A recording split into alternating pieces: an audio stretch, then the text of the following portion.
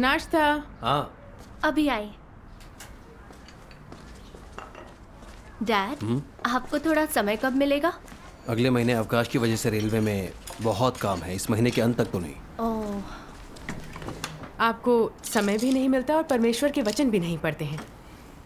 मैं बहुत व्यस्त हूँ आजकल, पढ़ूंगा जब थोड़ा समय मिलेगा। आप हमेशा यही कहते हैं।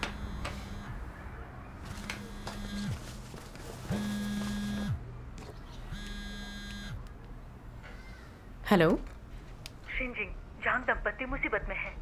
हमें उनके घर से सामान हटाना होगा। मैं अभी निकलती हूँ।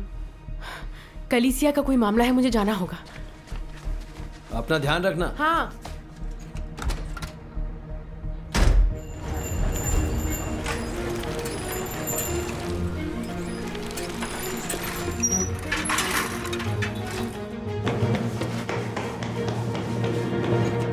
Mrs Liang. लिन लिन, परमेश्वर के वचनों की पुस्तकें कहाँ हैं? मुझे नहीं पता। ढूंढो अभी। मिसेस लियांग, हुआ क्या है? तुम्हारे मम्मी पापा सुसमाचार साझा करते हुए गिरफ्तार हो गए हैं। हमें पुस्तकें तुरंत हटानी होंगी। जल्दी। हाँ जल्दी। हाँ, मैं देखती हूँ कहाँ रखी है।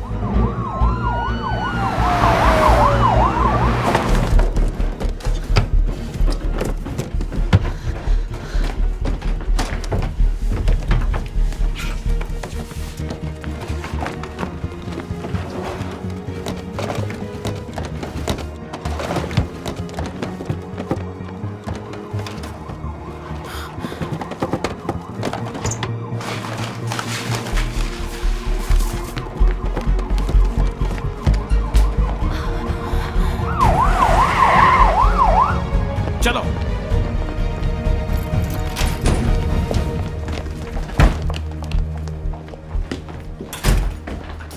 सब जगह ढूंढो।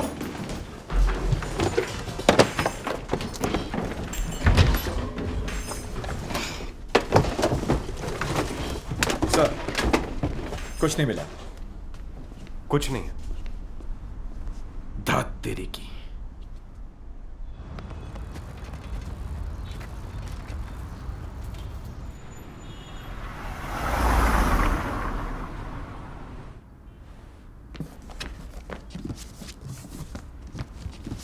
पिछले दिनों में आसपास की कलीसिया के कई भाई बहन गिरफ्तार हुए हैं। मुझे ये योजनाबद्ध अभियान लगता है। ऐसा है तो हमें तुरंत ही सूचना भेजनी चाहिए। कुछ दिनों के लिए सभी कर्मियों को छिप जाना चाहिए। और अहम बात, जो लोग नए हैं उनकी आस्था भी पक्की नहीं हुई। वो गिरफ्तार हुए तो आस्था छोड़ देंगे। हमें उनका सिंचन करना होगा। उसके लिए मैं और समय निकाल लूंगी। ठीक है। वचनों की ये पुस्तकें हटा लें। ठीक है।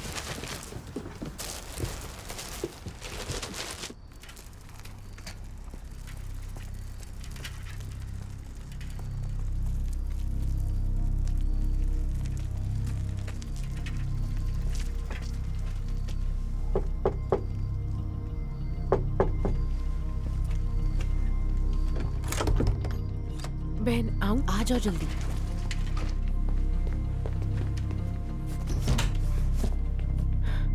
इनका ध्यान रखना होगा। ठीक है। यहाँ रहना ठीक नहीं। मेरे साथ आओ, जल्दी अपना सामान लो।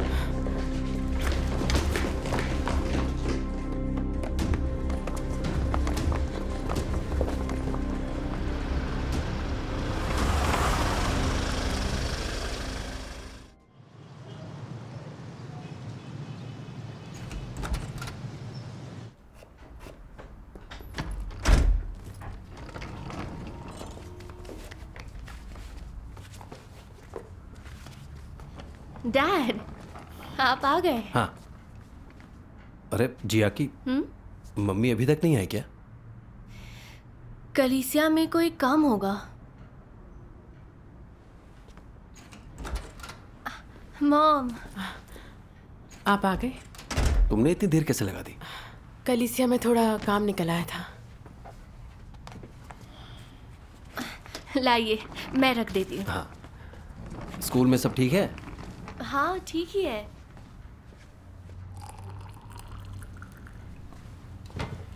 अच्छा,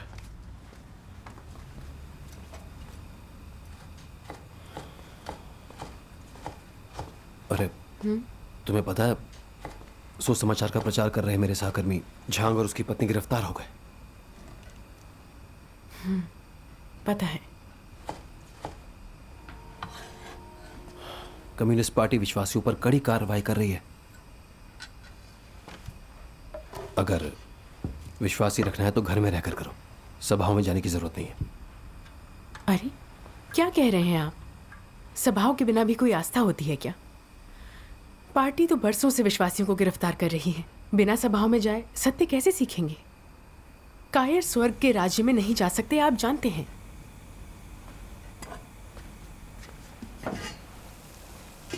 पर वो लोगों से विश्वासियों की रिपोर्ट करवाने के लिए हर तरकीब अपना रहे हैं। तुम जब सभाओं में जाती हो, तुम्हें पता नहीं होता कि तुम पर कितने लोगों की नजर है। बहुत ज्यादा खतरा है। अगर तुम गिरफ्तार हो गई तो हमारा परिवार तबाह हो जाएगा।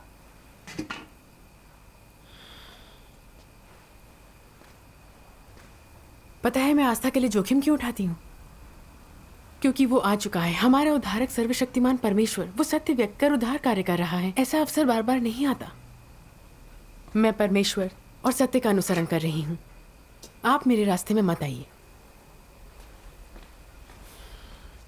मैं तुम्हारे रास्ते में नहीं आना चाहता, लेकिन कम्युनिस्ट पार्टी महादुष्ट है। वो लोग विश्वासियों को मौत के घाट उतार देते हैं। धीमे बोलिए।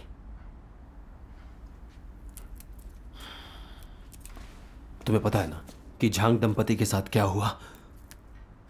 मिसेस झांग अभी चल भी नहीं पा रही। अगर ब्यूरो ने जमानत ना कराई होती तो वो जेल में ही मर गई होती। अगर तुम गिरफ्तार हो गई तो या मरोगी या जिंदगी भर जेल में सड़ोगी। मुझे सिर्फ तुम्हारा ख्याल है।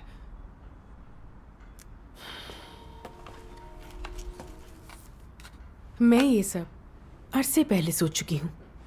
कम्युनिस्ट पार्टी के सत्ता में रहते विश्वासियों को यातना सहनी पड़ेगी और कुछ जाने भी जाएंगी। सर्वशक्तिमान परमेश्वर का काम जल्द खत्म होगा। उसके अनुसरण के लिए जान हथेली पर रखनी होगी, नहीं तो मौका निकल जाएगा। मैं जानती हूँ यही सच्चा मार्ग है। मुझे यातनाओं का खौफ नहीं। मुझे मत समझाइए। अगर तुम्हें कोई खौफ नहीं है तो कम से कम मेरा तो ख्याल करो। अगर तुम जेल चले गई तो मेरा कितना अपमान होगा। मेरे दोस्त और सहकर्मी क्या सोचेंगे? मेरी इज्जत खराब हो जाएगी।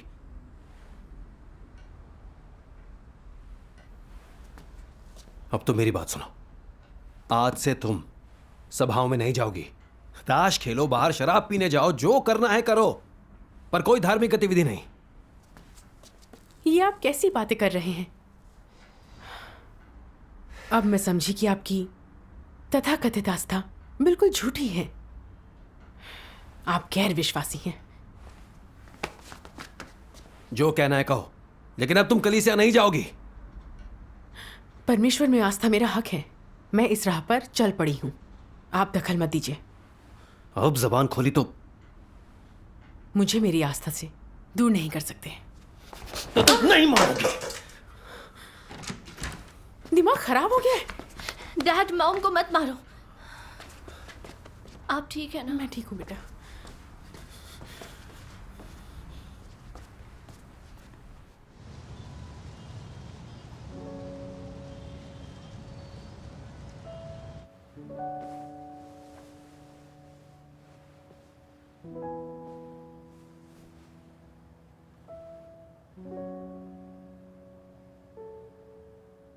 अगर वो मेरे रास्ते में आएंगे तो मैं सभाओं में जाकर अपना कर्तव्य कैसे निभाऊंगी? परमेश्वर, मुझे राह दिखा। मैं तेरी हर व्यवस्था के लिए तैयार हूं।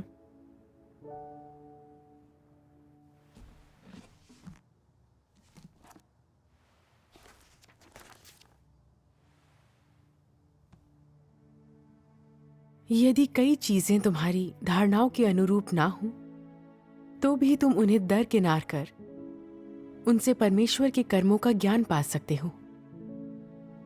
यदि शुद्धिकरण के बीच तुम परमेश्वर के प्रति प्रेम दिखाते हो तो यह गवाह होना है।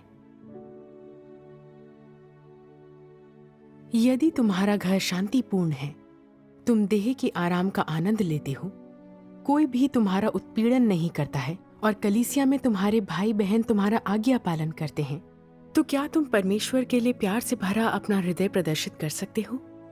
क्या यह परिस्थिति तुम्हारा शुद्धिकरण कर सकती है? केवल शुद्धिकरण के जरिए ही तुम परमेश्वर के प्रति अपना प्रेम दिखा सकते हो। केवल उन्हीं चीजों के जरिए तुम पूर्ण बनाए जा सकते हो जो तुम्हारी धारणाओं के विपरीत हैं।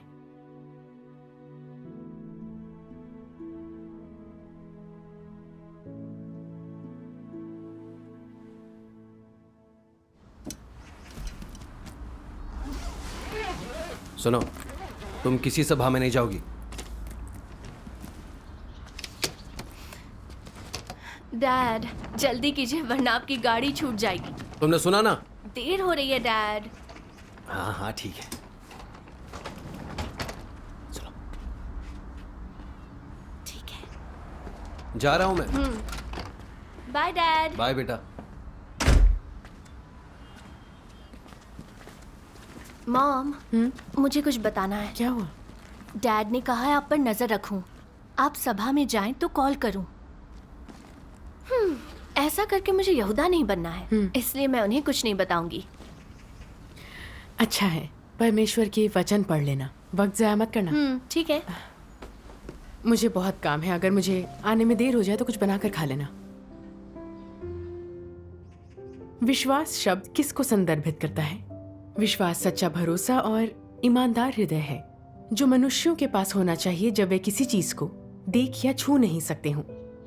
जब परमेश्वर का कार्य मनुष्य की धारणाओं के अनुरूप नहीं होता हो, जब यह उसकी पहुंच से बाहर हो।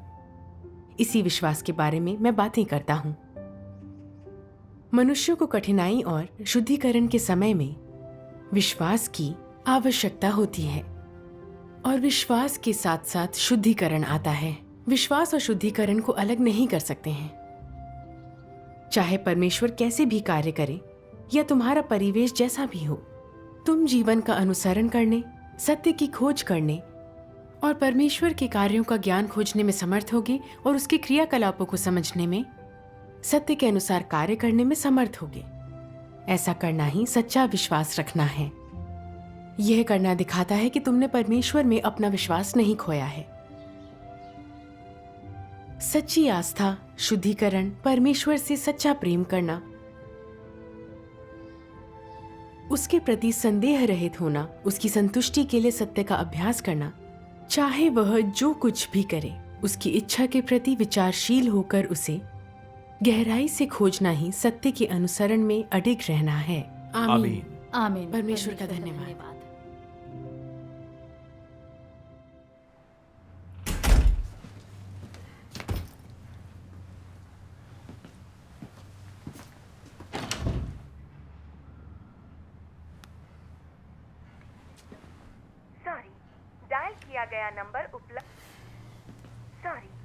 डायल किया गया नंबर उपलब्ध नहीं है।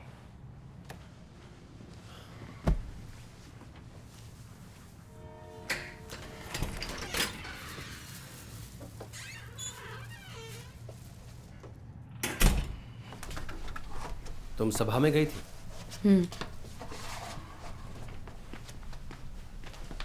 मेरे मना करने के बावजूद भी गई थी? तुम कितनी अड़ियल हो। अगर नहीं जाओगी तो क्या बिगड़ जाएगा?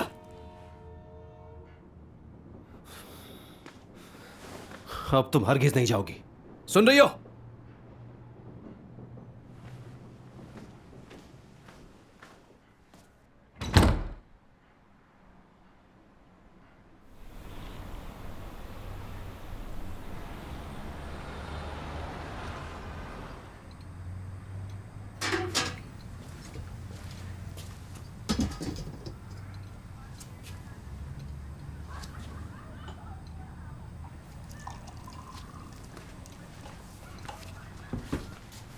खाना रख दिया है।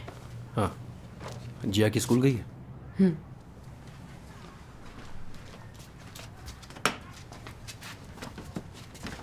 तुम फिर सभा में जा रही हो?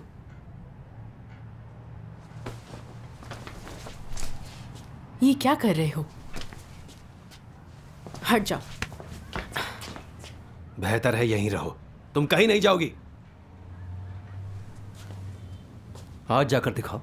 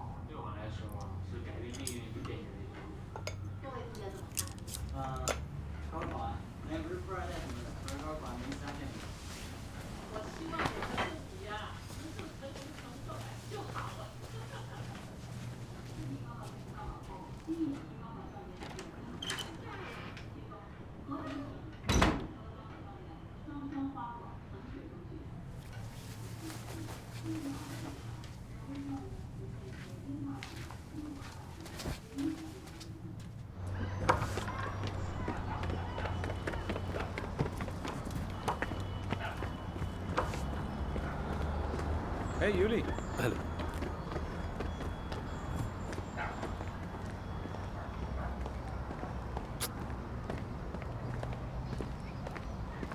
मेरा पीछा क्यों कर रहे हो?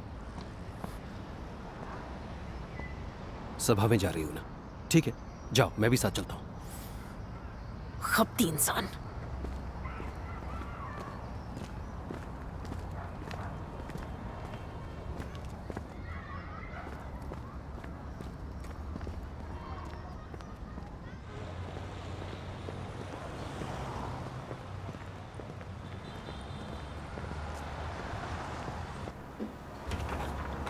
हेलो सिंह जी। हेलो। यूली, आप यहाँ? हाँ, सुनो शाहुए, हाँ, आजकल काम कैसा चल रहा है? ठीक चल रहा है। अच्छा।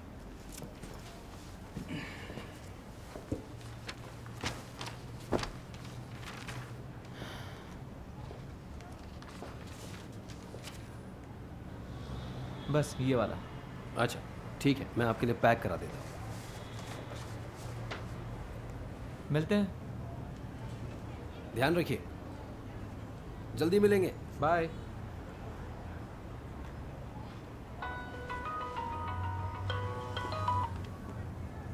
हेलो। हाँ हाँ, ठीक है, ज़रूर।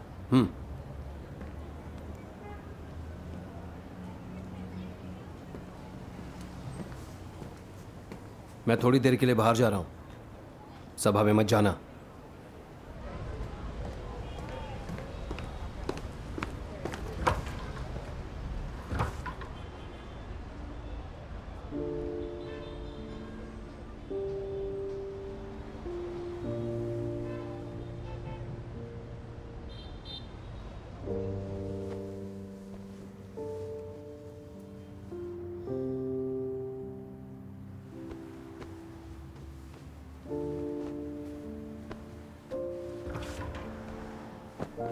शिनजिंग, बहन जाओ। तुम सभा में नहीं आई तो सोचा मैं ही पता करूं। आइए, अंदर आइए।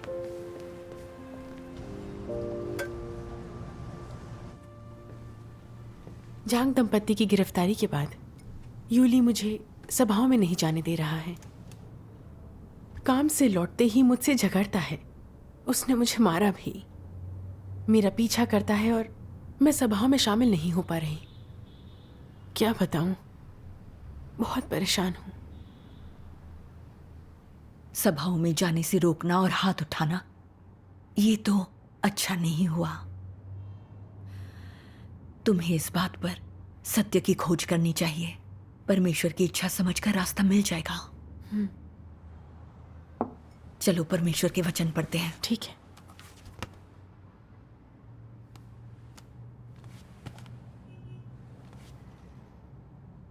परमेश्वर द्वारा मनुष्य के भीतर किए जाने वाले कार्य के प्रत्येक चरण में बाहर से यह लोगों के मध्य अंतःक्रिया प्रतीत होता है, मानो यह मानव व्यवस्थाओं द्वारा या किसी तरह के मानवीय हस्तक्षेप से उत्पन्न हुआ हो।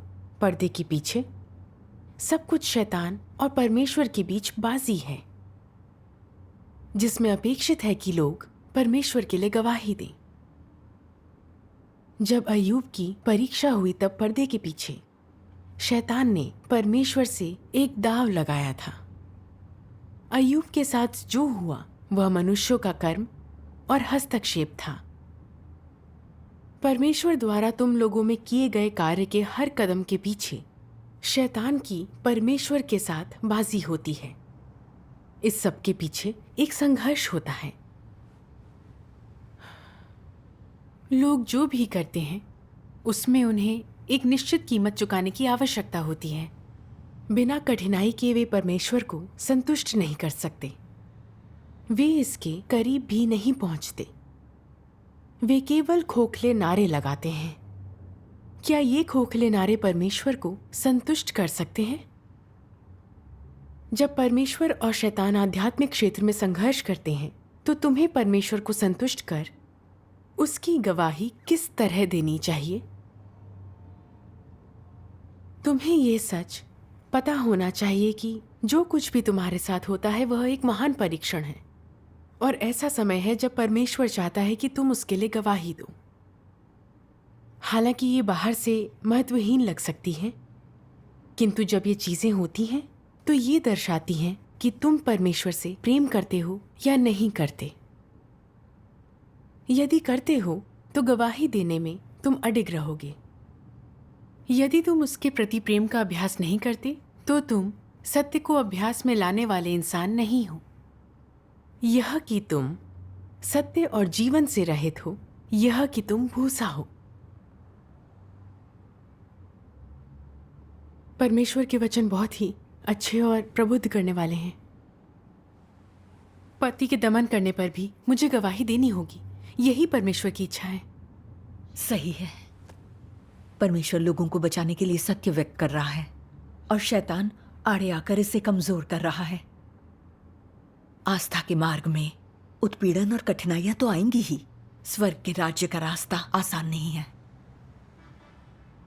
परमेश्वर के वचनों के मार्गदर्शन और सच्ची आस्था के बिना इस मार्ग पर टिकना संभव नहीं है। ये बात सच है। जब मैंने अंत के दिनों के कार्य को स्वीकारा तो मैं करीब 2 दशकों से ईसाई थी। उस दौरान मैंने उत्पीड़न सहा। पुरानी कलीसिया के याजक वर्ग ने रोकने की कोशिश की, परिवार ने भी मुझ पर अंकुश लगाया और रिश्ता खत्म करने की धमकी दी। वो मेरे लिए बहुत मुश्किल वक्त था। मैं समझ नहीं पाई, क्या प्रभु का स्वागत करना अच्छी बात नहीं है? तो फिर धार्मिक जगत मुझे बहिष्कृत क्यों कर रहा था? घर वाले मुझे यातना क्यों दे रहे थे? परमेश्वर के वचनों ने ही मुझे प्रबुद्ध किया और मुझे समझाया कि शैतान मेरे घर वालों की पाबंदियों और याजक वर्ग के हमलों और निंदा का इस्तेमाल करके मुझे अंत के दिनों के मसीह के अनुसरण से रोक रहा है। वो लोग मुझे धर्म में ही उलझा कर रखना चाहते थे ताकि मैं उनकी मानूं और नरक में जा पड़ूं। शैतान वाकई दुष्ट है। इस बात के एहसास से मुझे बहुत बल मिला। मैं शैतान की चालों में बिल्कुल नहीं फंस सकती, चूंकि मैंने सच्चा मार्ग पा लिया था। अब चाहे शैतान कितनी भी रुकावटें डाले, मैं जोखिम के लिए तैयार थी। परमेश्वर की गवाही देने के लिए अडिग थी। आमीन।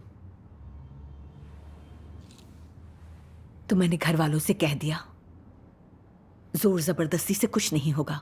मैं इस मार्ग पर चल पड़ी हूं। मैं ये हड्डियों का ढांचा परमेश्वर को सौंप रही हूं। परमेश्वर का धन्यवाद। उसके बाद वे मेरे रास्ते की रुकावट नहीं बने। शैतान को अपमानित और पराजित होते देख मैंने परमेश्वर का आभार व्यक्त किया। परमेश्वर का धन्यवाद। परमेश्वर ने संकट में मेरा मार्गदर्शन किया। मुझे पता नहीं था कि आपने इतनी मुसीबतें झेली। आपने बहुत सहा है। आपकी संगति मेरे लिए सहायक है। अंत के दिनों के मसीह का अनुसरण आसान नहीं, पर अब मैंने निश्चय कर लिया है कि मैं अपने पति के उत्पीड़न के बावजूद गवाही दूंगी। मैं घुटने नहीं टेकूंगी। परमेश्वर का धन्यवाद। परमेश्वर का धन्यवाद।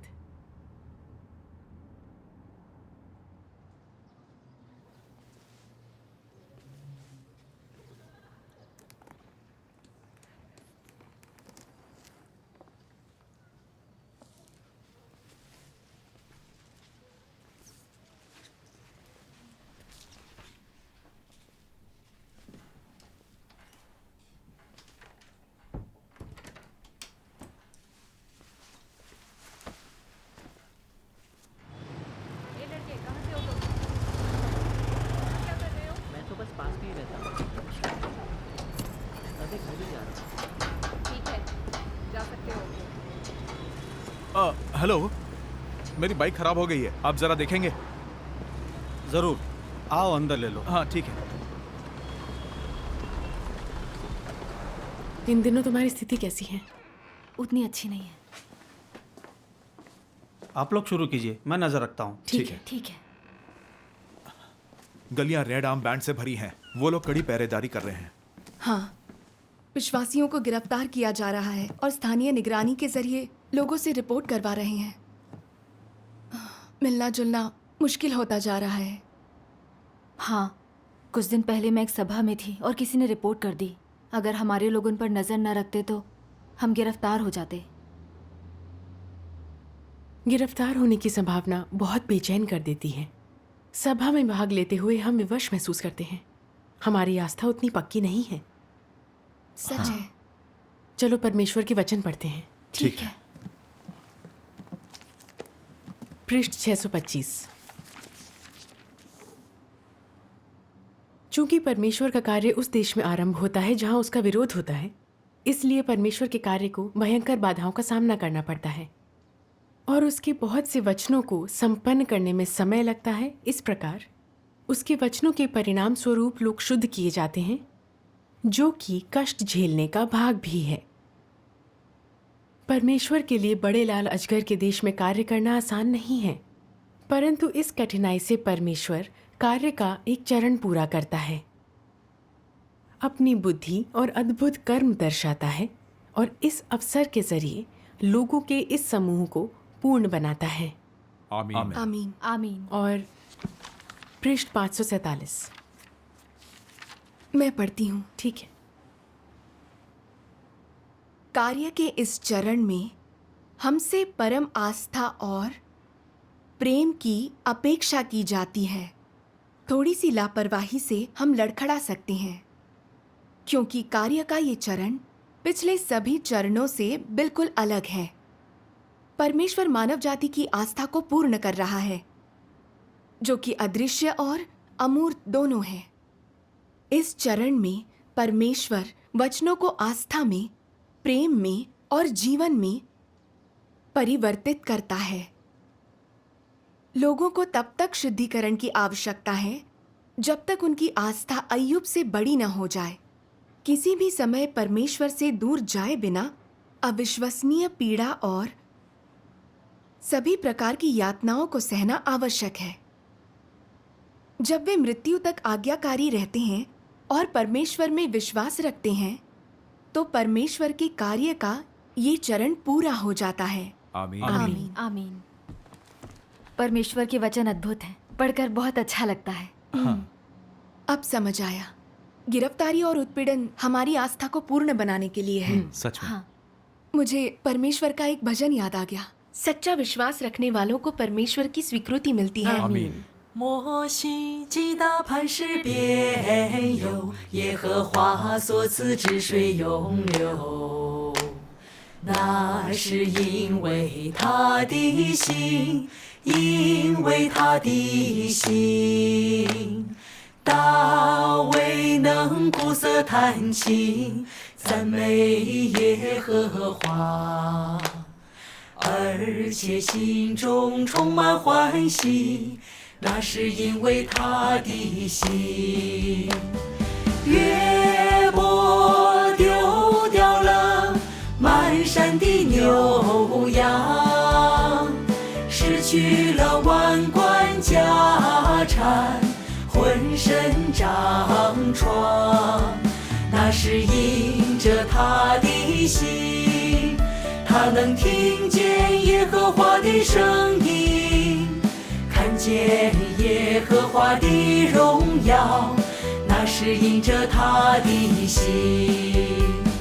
彼得能跟随耶稣基督，是因着他的心，他能为神钉十字架，有荣耀见证，也是因着他的心。约翰看见人子荣耀的形象，是因着他的心。看见末世的异象，更是因着他的心。那些所谓的外邦的众百姓，之所以获得神的启示，获得神的启示，得知神已重返肉身，做工在人中间，也是因着他们的心，因着他们的心。所有受神眼里话语极大而又得安慰蒙拯救的人，不也都因着心吗？不也都因着心吗？所有受神眼里话语极大而又得安慰蒙拯救的人，不也都因着心吗？都因着心吗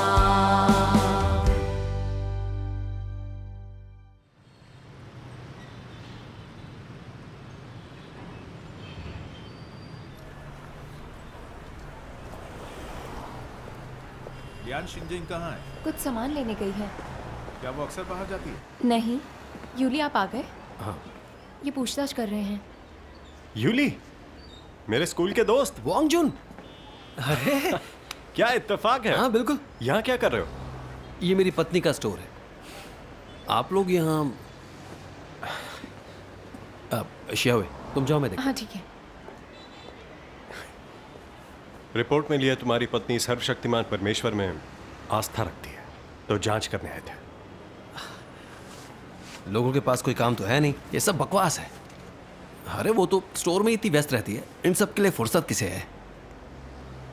नहीं रखती हो तो अच्छा है। सर्वशक्तिमान परमेश्वर के विश्वासी चीन में वांछित हैं। पकड़े जाने पर उनके साथ कड़ाई से निपटा जाता है। अच्छा,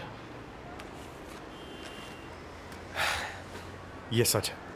केंद्रीय सरकार के आदेश है कि हम विश्वासियों के साथ सख्ती से पेश आए। अगर वो धार्मिक है तो फिर मामला गंभीर है। चिंता मत करो, मैं उसे ये नहीं करने दूंगा। हाँ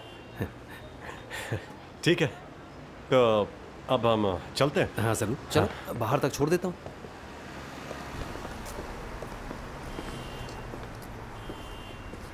देखो यूली, हाँ, उन पर नजर रखना।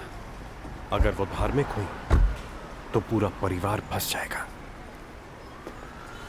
तुम चिंता मत करो। हाँ ठीक है, मैं चलता हूँ। हाँ बाय।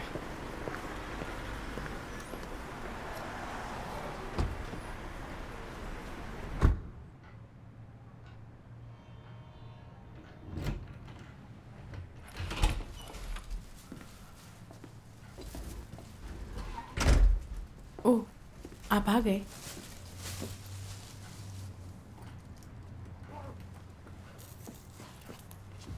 तुम सभा में गई थी? हाँ, गई थी। पुलिस तुम्हारे बारे में पूछने आई थी। अगर मैंने दखल नहीं दिया होता तो तुम गिरफ्तार हो चुकी होती। तुम सभाओं में जाना बंद नहीं कर सकती? तो फिर मैं विश्वासी रहूंगी क्या? बंद करो ये बकवास।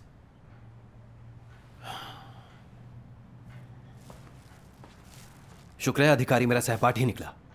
उसने कहा कि सर्वशक्तिमान परमेश्वर के विश्वासी राजनीतिक अपराधी हैं। पकड़े जाने पर उनका पूरा परिवार फंस जाता है। तुम्हारी आस्था ने पहले ही मेरे और जियाकी के भविष्य को दांव पर लगा दिया है। यह बात तुम्हें समझ में नहीं आती? मेरी आस्था से आपका भविष्य कैसे दांव पर लग गया? ऐसा क्यों है कि आप जैसे ही पार्टी को आस्था की निंदा करते सुनते हैं, आप विश्वास रखने से डरकर हाथ खड़े कर देते हैं? आप चाहे विश्वास ना रखो, लेकिन मुझे तो मत रोको। मैं आपको आराम तलब जीवन जीने से नहीं रोकती, तो आप भी मेरी आस्था के रास्ते में मत आइए। मैं तुम्हारी आस्था के खिलाफ नहीं हूं, लेकिन व्यावहारिक बनो। कम्युनिस्ट पार्टी बहुत ही दुष्ट है। सबको पता है वह विश्वासियों पर कड़ी कार्रवाई करके उन्हें गिरफ्तार कर लेती है। घर के एक सदस्य की भी आस्था पूरे परिवार को दुखी करती है, बच्चे भी सजा पाते हैं। और यह सच्चाई है। अगर तुम गिरफ्तार हुई तो तरक्की तो छोड़ो, मुझे नौकरी से ही निकाल दिया जाएगा। जियाकी को कॉलेज में दाखिला नहीं मिलेगा। क्या यह हमारे भविष्य पर असर पड़ना नहीं है? अगर तुम मेरी तरक्की के रास्ते में आई, मैं तुम पर कोई रहम नहीं करूंगा। सुन रही हो कि नहीं? मैं तुम्हें किसी भी कीमत पर आस्था का अभ्यास नहीं करने दूंगा। यूली, मैंने आपको कितनी बार कहा है, सर्वशक्तिमान परमेश्वर प्रकट होकर कार्य कर रहा है। केवल वही बचाए जा सकते हैं और राज्य में जा सकते हैं जो सर्वशक्तिमान परमेश्वर को स्वीकार करेंगे। उन्हीं का सुखद भविष्य और गंतव्य होगा। पर आप सुनते ही नहीं। आप कम्युनिस्ट पार्टी के उत्पीड़न से डरकर मुझे विश्वासी बनने से रोक रहे हैं। आपको एहसास भी है आप क्या कर रहे हैं? आपको परमेश्वर के विरुद्ध जाने से डर नहीं लगता? बहुत हो गया लियान छिंजिंग, लगता है तुम शराफत से नहीं मानोगी। अगर तुम फिर सभाओं में गई या सुसमाचार का प्रचार किया तो मैं तुम्हारी टांगें तोड़ दूंगा। आस्था रखने देने की बजाय मैं तुम्हें अपाहिज बनाकर तुम्हारी सेवा कर लूंगा। मैं कभी अपनी आस्था नहीं छोड़ूंगी। आस्था नहीं छोड़ोगी? कैसे नहीं छोड़ोगी? कैसे नहीं छोड़ोगी? कैसे नहीं छोड़ोगी? रखोगी आस्था? मुझे जाने दो। मुझे मार क्यों रहे हो? रखोगी आस्था?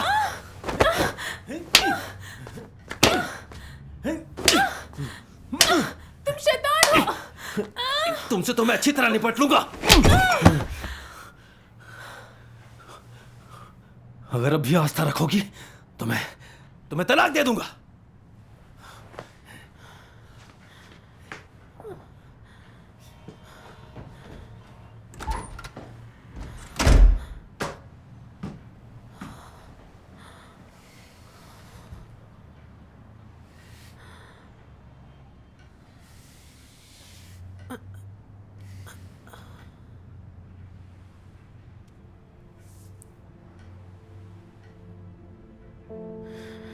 वो सच में शैतान है। जब पार्टी कड़ी कार्रवाई करने लगी तो वो अपना असली रंग दिखा रहा है। मुझे मार रहा है, मेरी आस्था छीनने की कोशिश कर रहा है। राक्षस है, जानवर है।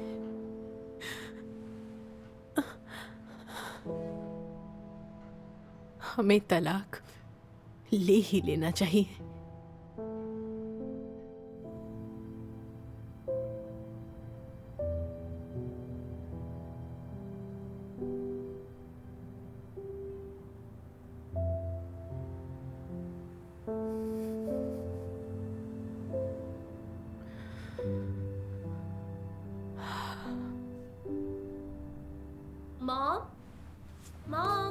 हाँ मॉम, मेरी स्कूल यूनिफॉर्म फट गई। लाओ मैं सिल देती हूँ। मॉम, ये क्या हुआ? कुछ भी तो नहीं। डैड ने आपको आज फिर मारा ना? ऐसा नहीं है। डैड पहले हमारी आस्था के साथ थे ना, वो अब ऐसे क्यों पेश आ रहे हैं? मॉम, परमेश्वर में आस्था रखकर हमने कुछ गलत नहीं किया, लेकिन डैड इस बात को क्यों नहीं समझते हैं? वो कम्युनिस्ट पार्टी की वजह से नहीं चाहते कि अब मैं विश्वास रखूं। तुम चिंता मत करो, मैं ठीक हूं। हमें कोई आस्था से अलग नहीं कर सकता। लाओ। मॉम, आज आप मेरे साथ मेरे रूम में ही सोना, कहीं डैड आप पर फिर हाथ ना उठाए।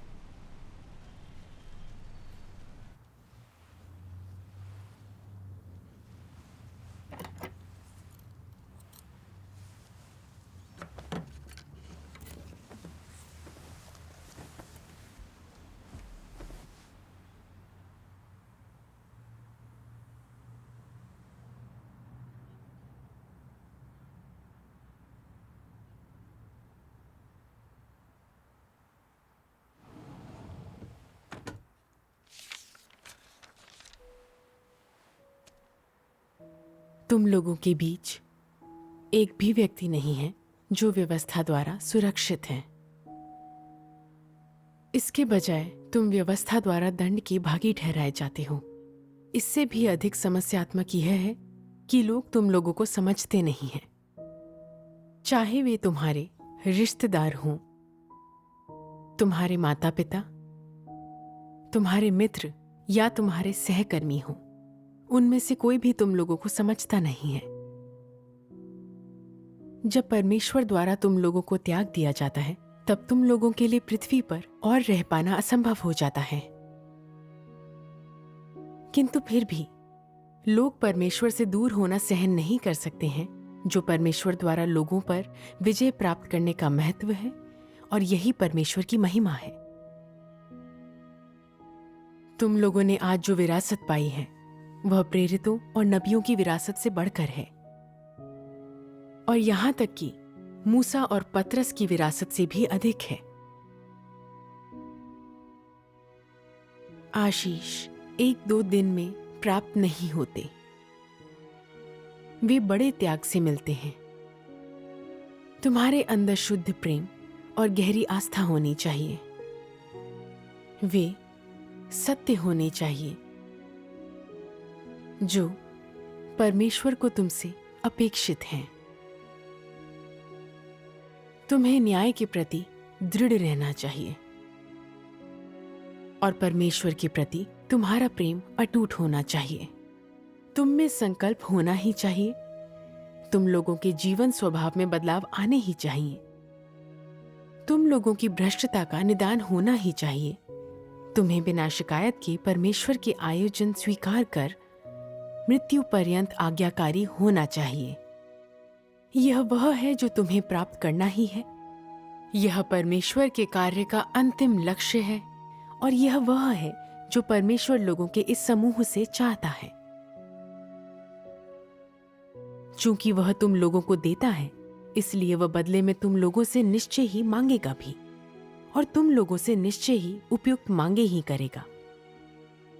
इसलिए परमेश्वर जो भी कार्य करता है उस सब का कारण होता है, जो दर्शाता है कि परमेश्वर का कार्य बार बार उच्च मानक तय करके कठोर अपेक्षाएं क्यों रखता है।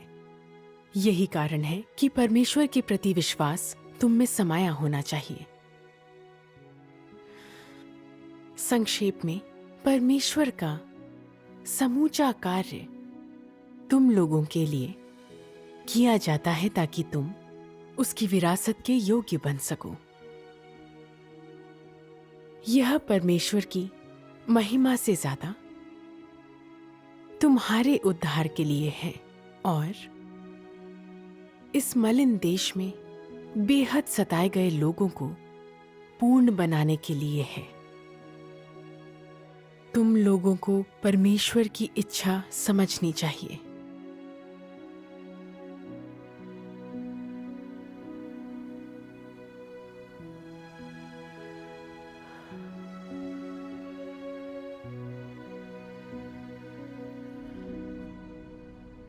कुछ दिनों से यही सोच रही हूं कि मेरे पति ने मुझे क्यों मारा और वो मुझे आस्था से दूर क्यों रखना चाहते हैं।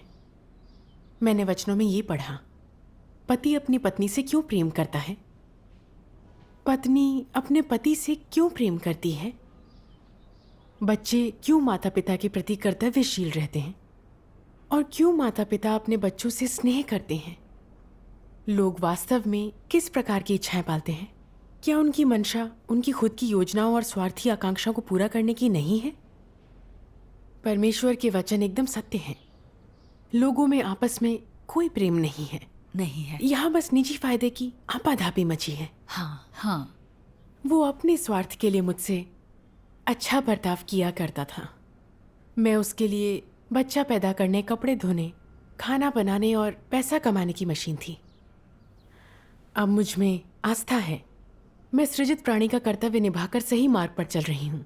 उसे डर है कि उसका भविष्य खतरे में पड़ जाएगा। उसके अपने हितों पर चोट हो रही है, इसलिए वह अपने जहरीले दांत दिखा रहा है। मुझे रोकने के लिए सब कुछ कर रहा है। मुझे दबा रहा है, मारपीट कर रहा है, अपना राक्षसी चेहरा दिखा रहा है। मुझे एहसास हो गया है कि हम दोनों अलग किस्म के इंसान हैं। वो अपने करियर के पीछे है, परमेश्वर विरोधी पार्टी का पिछलग्गू है। मेरा लक्ष्य है आस्था और सत्य की खोज, इसलिए हमारे रास्ते बिल्कुल अलग हैं। हाँ, परमेश्वर के कार्य का अनुभव किए बिना और उसके वचनों को पढ़े बिना मैं ये कभी समझ नहीं पाती। मैं यही मानकर चलती रहती कि वह मुझसे प्यार करता है, भावनाओं में बहती रहती तो परमेश्वर का अनुसरण कैसे करती। हाँ, हाँ। अपने ही परिवार से यातना झेलकर मैंने अविश्वासियों का हैवानी चेहरा देख लिया है और जान लिया है कि परमेश्वर का प्रेम ही सच्चा है। इस अनुभव के जरिए परमेश्वर मुझे परिवार की बेड़ियों से बचा रहा है। मैं उसके प्रेम की आभारी हूँ। परमेश्वर का धन्यवाद। हम परमेश्वर के कार्य का जितना अनुभव करते हैं उतना ही सत्य को जानते हैं, अंतर्दृष्टि आती है। यही परमेश्वर का प्रेम है। आमीन। परमेश्वर का धन्यवाद।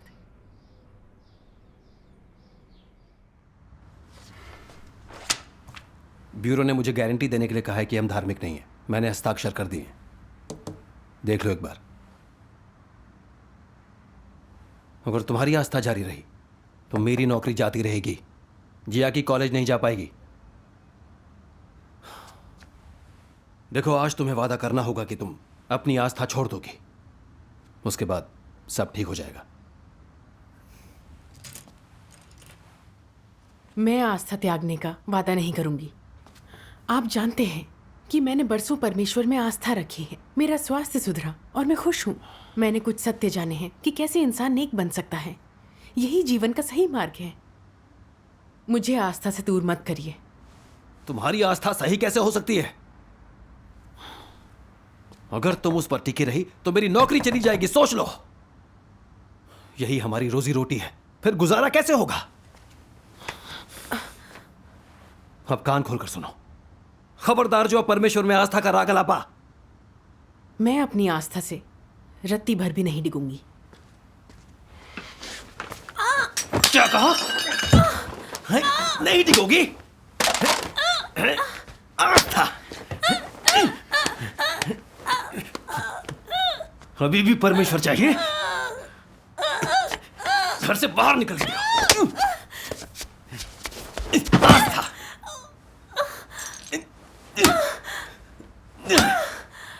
अभी भी आस्था? मैं तुम्हें बताता हूं, मैं तुम्हारी जान ले लूंगा। आस्था चाहिए। खड़ी हो जाओ। आस्था रखोगी? आस्था।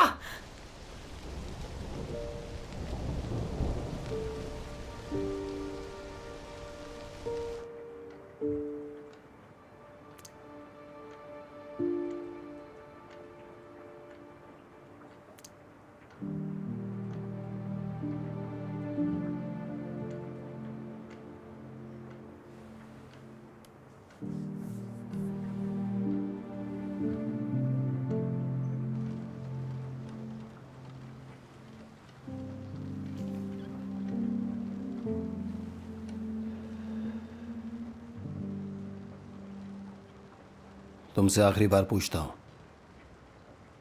तुम्हें परमेश्वर चाहिए या ये परिवार चाहिए? फैसला कर लो।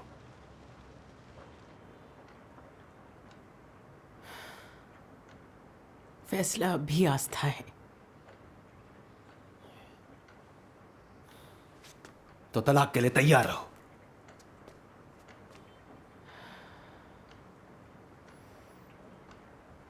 परमेश्वर में मेरी आस्था के कारण पिछले कुछ सालों में तुमने मुझे दर्जनों बार पीटा है। और अब तलाक की धमकी दे रहे हो। तुम्हारा जमीर मर चुका है, तुम राक्षस हो। अब तुम्हारे साथ रहना नामुमकिन है। हमारे रास्ते अलग हैं।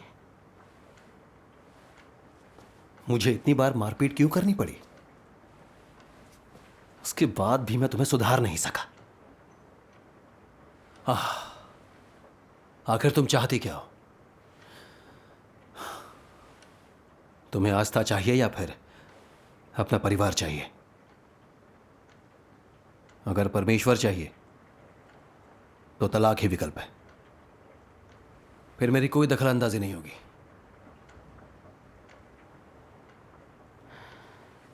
अगर तलाक ही लेना चाहते हो तो यही सही।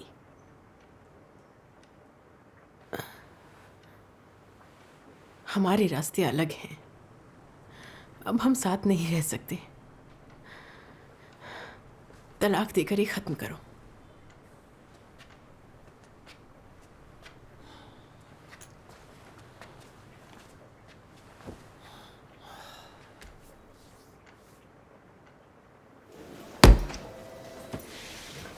ये लीजिए।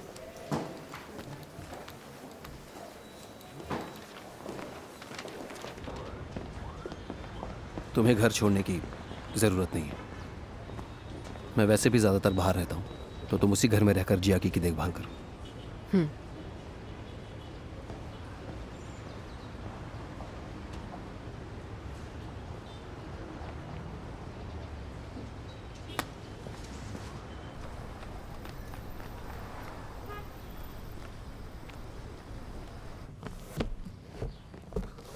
पहले तो मैं तलाक चाहती नहीं थी। बेटी की वजह से समझौता कर रही थी, लेकिन वो लगातार हालात बिगाड़ता चला गया। मुझे परिवार और मेरी आस्था में से एक को चुनने को कहा, तो मैं परमेश्वर को चुनकर तलाक के लिए तैयार हो गई।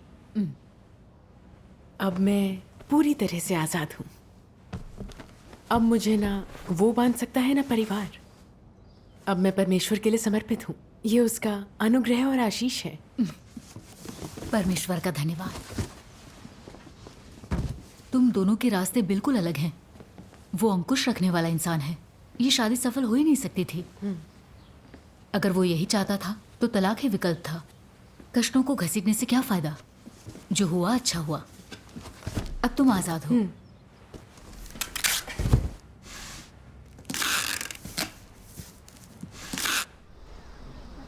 हाँ, बस वो आती होंगी। उन्होंने बात तो की थी मुझसे। अच्छा है तुम सब यहाँ हो। हाँ। कुछ निर्देश आए हैं नगर निगम रोकथाम समिति की बैठक से। हर गली मोहल्ले और गांव में घर घर जाकर विश्वासियों का पता लगाना है। हाँ, तुम लोग अपना अपना एरिया पकड़ लो और अच्छा काम करो। अरे वो लियांग शिंजिंग है ना? मैंने पता किया था। वो बिल्डिंग नंबर 3 में मिसेस झाओ को धर्म के बारे में बता रही थी। अच्छा, मतलब वो जरूर विश्वासी होगी। मैंने उसे हमेशा यहाँ आते जाते देखा है।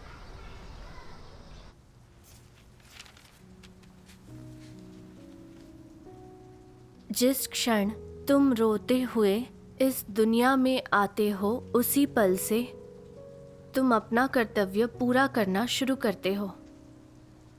परमेश्वर की योजना और उसके विधान के लिए तुम अपनी भूमिका निभाते हो और तुम अपनी जीवन यात्रा शुरू करते हो।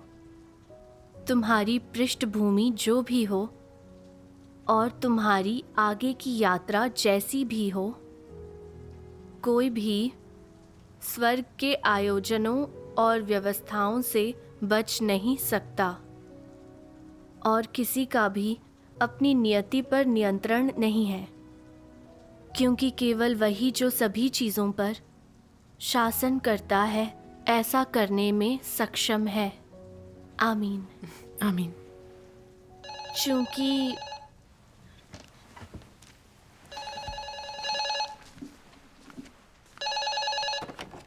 हेलो, मुझे एक मैसेज मिला है। तुम्हें रात को 10:30 बजे से पहले घर छोड़ना पड़ेगा। अब वहां रहना ठीक नहीं है। चाहे कुछ भी हो जाए, वापस मत आना।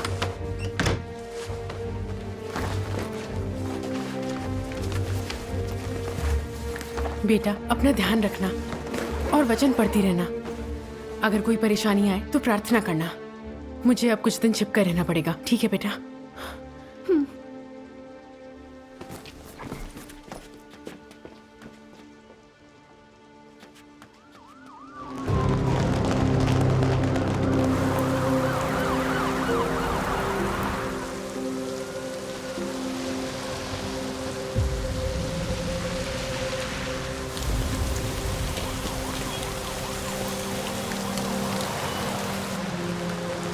जानती हूँ, तुम बहन लोग के घर जाकर रहो, मैं बाकियों को खबर करती हूँ। ठीक है, अब चलती हूँ। चलो जल्दी करो, जल्दी।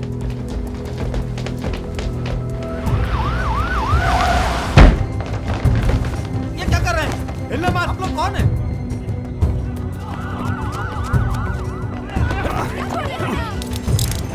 चलो जल्दी।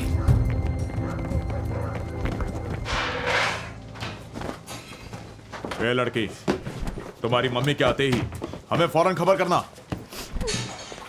अगर खबर नहीं की तो तुम भी अंदर जाओगी। चलो हो गया यहाँ।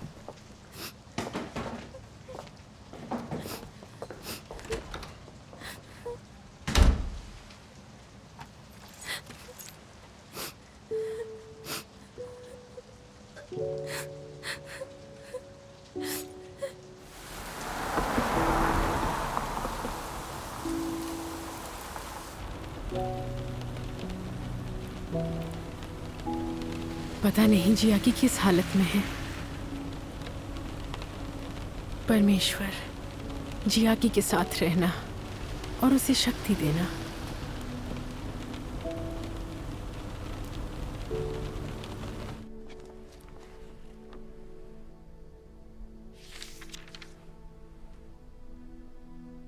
मैं उन सभी को सुख दूंगा जो मेरी इच्छा को समझते हैं और उन्हें कोई पीड़ा या नुकसान नहीं होने दूंगा। इस समय मेरी इच्छा के अनुसार कार्य करना जरूरी है। जो ऐसा करेंगे वे पक्का मेरा आशीष और सुरक्षा पाएंगे। कौन है जो मेरे लिए खुद को खपाकर अपना सर्वस्व भेंट कर सकता है? तुम सभी अधूरे मन वाले हो। तुम्हारे विचार इधर उधर घूमते हैं। तुम घर, बाहरी दुनिया, भोजन और कपड़ों के बारे में सोचते रहते हो। इस तथ्य के बावजूद कि तू मेरे सामने है, मेरे लिए चीजों को कर रहा है, अपने दिल में तू अभी भी घर पर उपस्थित अपनी पत्नी, बच्चों और माता पिता के बारे में सोच रहा है। क्या ये सभी चीजें तेरी संपत्ति हैं? तू उन्हें मेरे हाथों में क्यों नहीं सौंप देता है? क्या मुझ में तुम्हारी आस्था नहीं है या डर है कि मेरी व्यवस्थाएं तुम्हारे लिए अनुपयुक्त हैं? तुम हमेशा अपने लौकिक परिवार के लिए चिंतित और अपने प्रियजनों के लिए विलाप क्यों करते हो? परमेश्वर, मैं अपनी ममता भूलकर अपने बच्चे को तेरे हाथों में सौंपने को तैयार हूँ। तेरे आयोजनों और व्यवस्थाओं को समर्पित होकर अपना कर्तव्य निभाने को तैयार हूँ।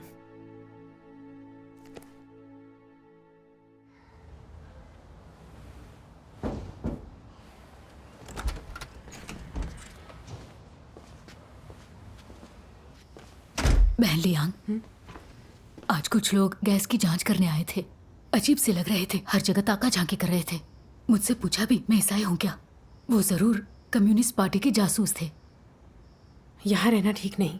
हम पर पार्टी की नजर है, हमें निकलना होगा।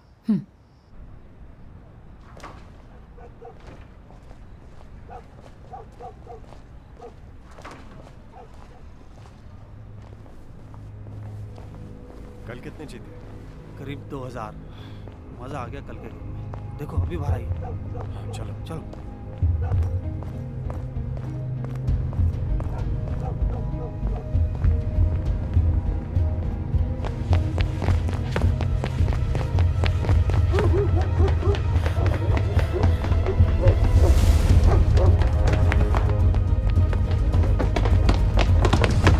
उस तरफ जाओ।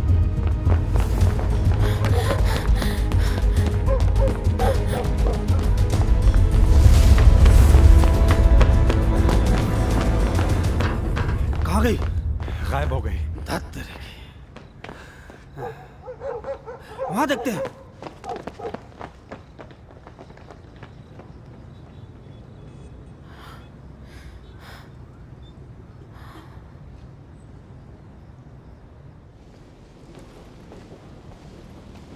हम किसी को ढूंढ रहे हैं, हमें बताइए। किसी ने हाल ही में लियांग शिंगजिंग को देखा है? नहीं, अगर देखेंगे तो जरूर खबर कर देंगे। वो चौथी मंजिल पर रहती है। जानती हूँ। कड़ी नजर रखना। जी। अगर वापस आए तो फौरन खबर करना। जरूर आपके संपर्क में रहेंगे।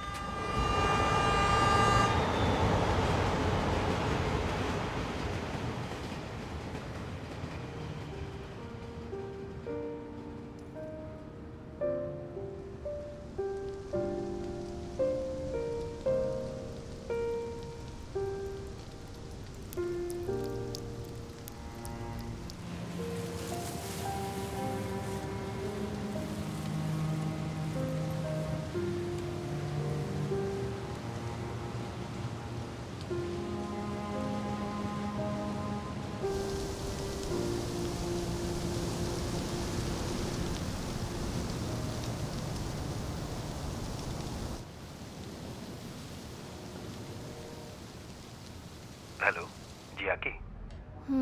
बेटा इस वीकेंड में मुझे ओवर टाइम करना पड़ेगा, इसलिए घर नहीं आ पाऊंगा।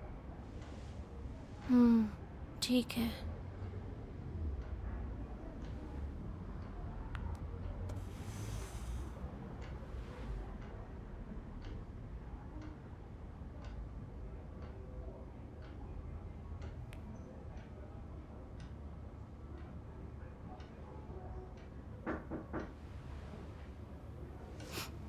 कौन है? मैं हूँ मिसेस माँ, दरवाजा खोलो।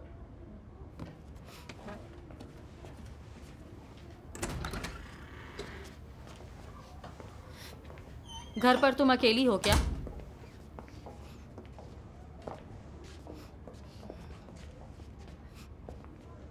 तुम्हारी मम्मी वापस आ गई?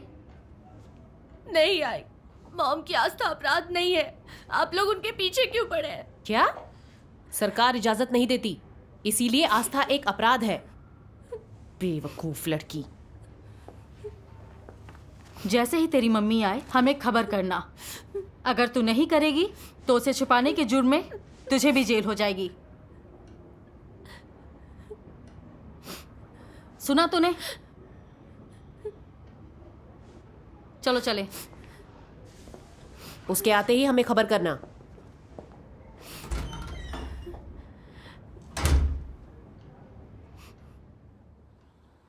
अब वो नियमित रूप से मिल सकते हैं। परमेश्वर का धन्यवाद। एक चीज और, लांचिंग कलीसिया के अगुआ गिरफ्तार हो गए और पुलिस ने सभा स्थलों की भी जांच की। कलीसिया में कोई सहारा और पोषण देने वाला होना ही चाहिए। हाँ। वहां पर किसे भेजें? मैं जा सकती हूँ। ठीक है।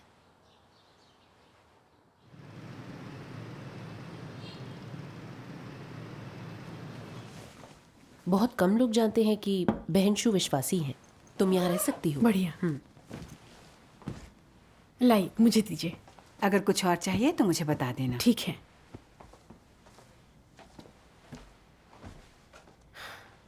बड़ा लालचकर गिरफ्तारियां किए जा रहा है। क्या भाई बहन सभा कर पा रहे हैं? लोग नकारात्मक महसूस कर रहे हैं और सभा में शामिल होने से डर रहे हैं। अच्छा हुआ तुम आ गई।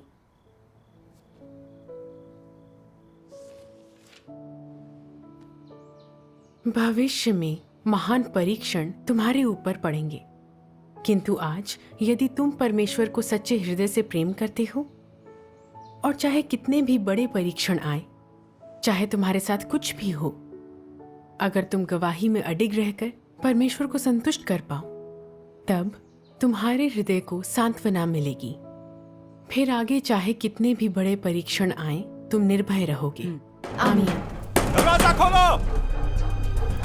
खतरा है, पुलिस आ गई है। क्या? सामान उठाओ। चलो स्टोर रूम में चलो, जल्दी। तोड़ दो।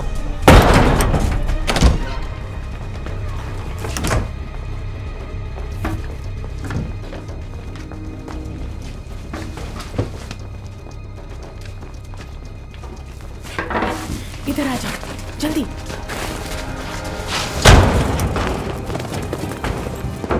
ये आप क्या कर रहे हैं? चुपचाप यहाँ बैठो। क्या चल रहा है ये सब? आप ऐसे कैसे अंदर आ गए?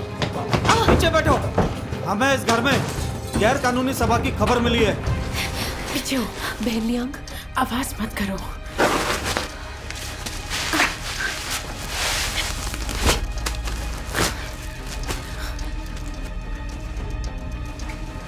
पूरे घर की तलाशी लो। सर पीछे कोर्टयार्ड है।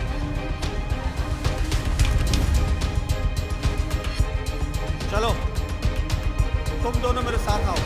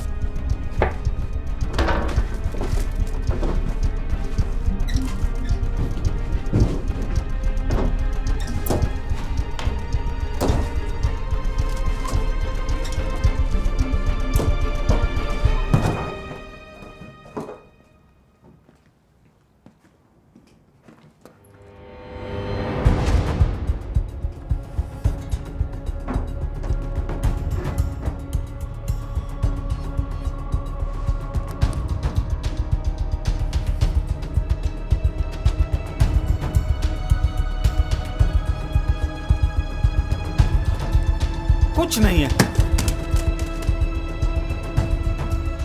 वापस चलो।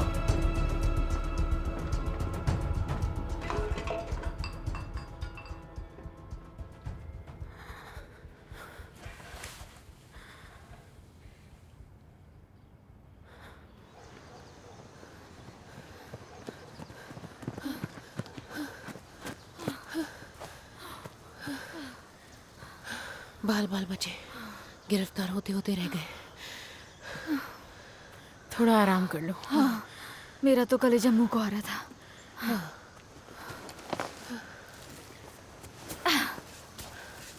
बहन, तुम तो बिल्कुल नहीं डरी। किसने कहा डरी नहीं? मेरा दिल अभी तक जोर से धड़क रहा है। तुम ठीक हो ना? जब सब कुछ ठीक चल रहा था तो मुझे लगता था मुझ में आस्था है, लेकिन कुछ होते ही मैं इतनी कायर कैसे बन जाती हूँ? शायद मेरे अंदर आस्था की कमी है। शुरू शुरू में तो सभी डरते हैं, लेकिन इससे गुजरकर और परमेश्वर का मार्गदर्शन और सुरक्षा देखकर आस्था आने लगती है। अगर परमेश्वर ना चाहे तो बड़ा लालचगर तुम तक नहीं पहुंचेगा। सही है। अगर परमेश्वर चाहता है कि ऐसा हो तो जीवन दांव पर लगाकर सब उसके हाथों में सौंप देना चाहिए, फिर चाहे मरे या जिए। सही है। परमेश्वर जो चाहे हमें समर्पित होकर भरोसा करना है, शिकायत नहीं कर सकते। हाँ। मैं एक भाई को जानती हूँ जो 7 बार गिरफ्तार हुआ है और 2 बार सजा काट चुका है, फिर भी विश्वास रखकर वह अपना कर्तव्य निभाता है, और यही एक सच्ची आस्था है।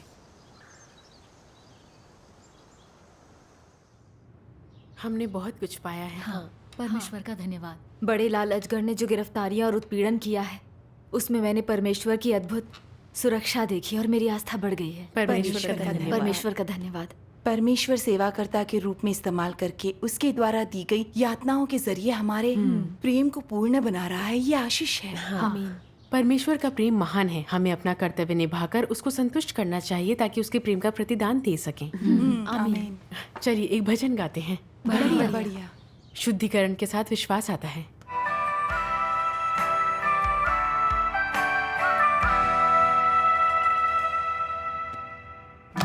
在星星之中才能看见神，你有信心，神就成全你。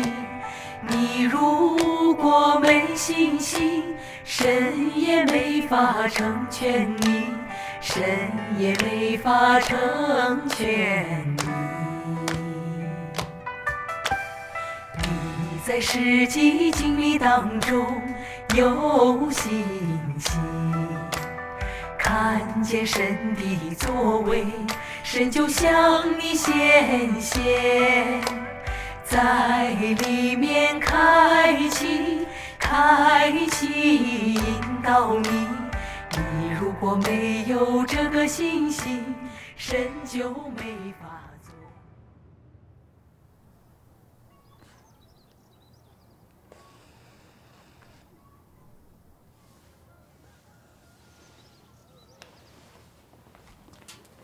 ये लीजिए। ओह, लो जैकेट सिल दी।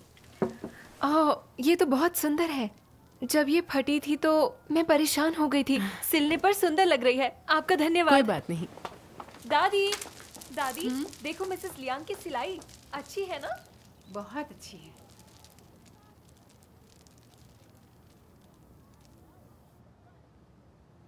पता नहीं जियाकी का क्या हाल है।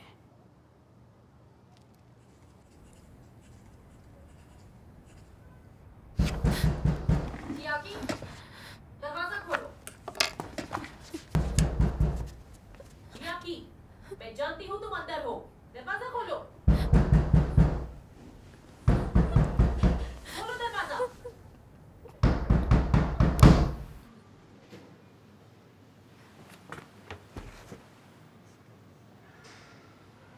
लगता है कोई नहीं है। चलो चलते हैं।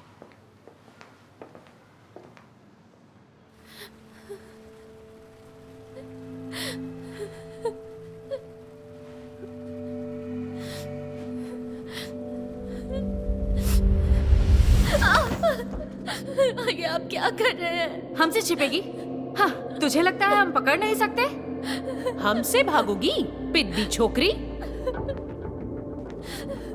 तुम्हारी मम्मी कहाँ है? मुझे नहीं पता। क्या कहा? नहीं पता? बताओ। तुम बताओगे या नहीं? मुझे नहीं पता। देखता हूँ कैसे नहीं बताती।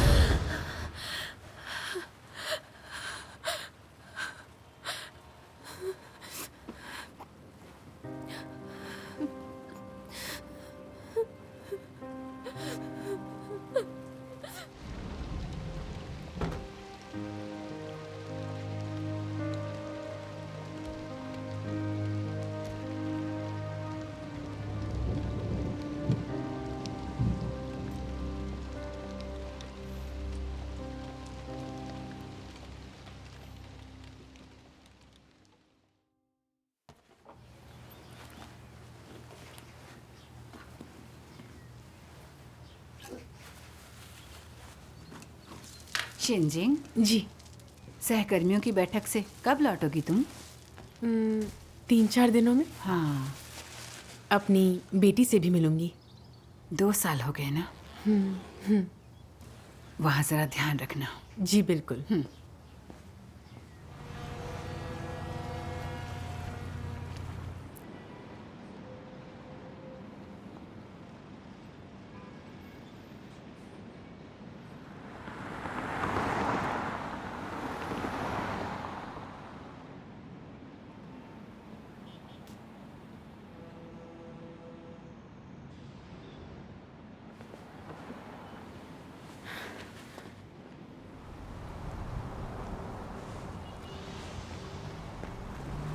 जियाकी,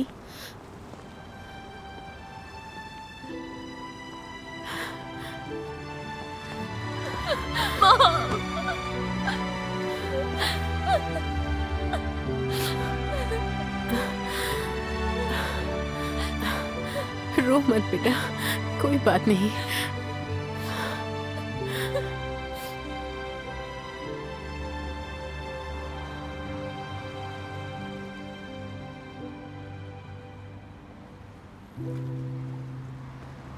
कमजोर हो गई हो।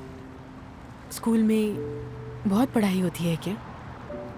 नहीं होती है। देर तक मत जगा करो, तुम्हें आराम करना चाहिए। हाँ मॉम।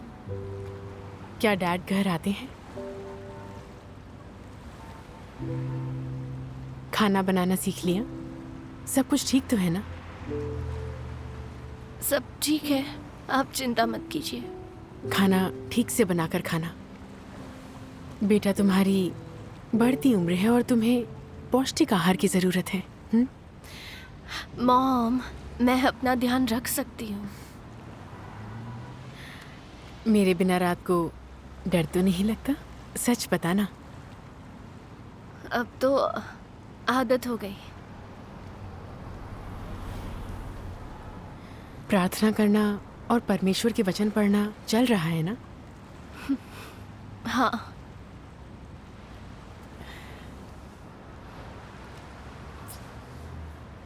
अरे, गर्दन पर ये सूजन कैसी? कुछ नहीं मॉम। बेटा, क्या चल रहा है? सच बताओ। हाँ जी आकी, बताओ भी बेटा। हाँ,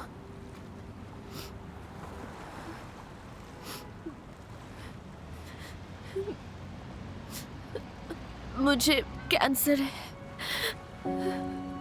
अगले महीने मेरी सर्जरी है।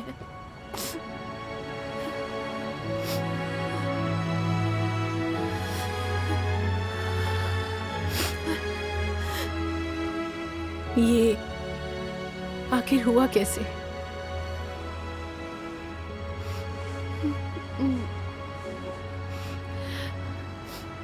डॉक्टरों ने कहा है ये लगातार तनाव और डिप्रेशन दोनों की वजह से हुआ है। आपके जाने के बाद पुलिस और रेड आर्म बैंड्स आती रही और मुझे डरा धमका कर आपके बारे में पूछती रही। मेरे टीचर और सहपाठी सब मेरा मजाक उड़ाते थे। मुझे घर और स्कूल जाने से डर लगता था मॉम, और कई बार तो मैंने बालकनी से कूदने की भी सोची,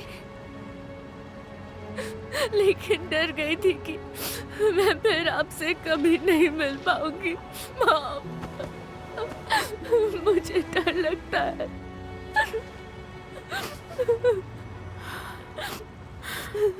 जी आकी, डरो मत।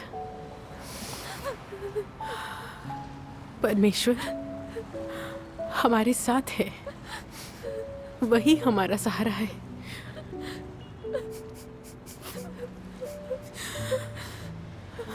चाहे कोई भी रोग आए, हमें उस पर भरोसा रखना है। वो हमारा ख्याल रखेगा। हमें डरना नहीं है।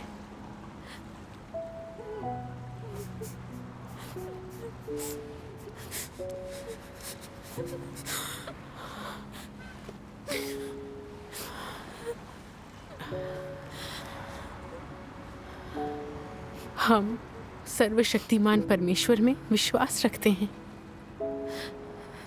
वचन कहते हैं सर्वशक्तिमान परमेश्वर एक सर्वशक्तिशाली चिकित्सक है।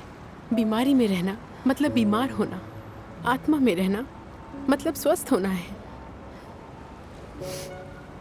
जीना मरना सब उसके हाथ में है। अगर हम प्रार्थना करेंगे तो वो हमारी मदद जरूर करेगा।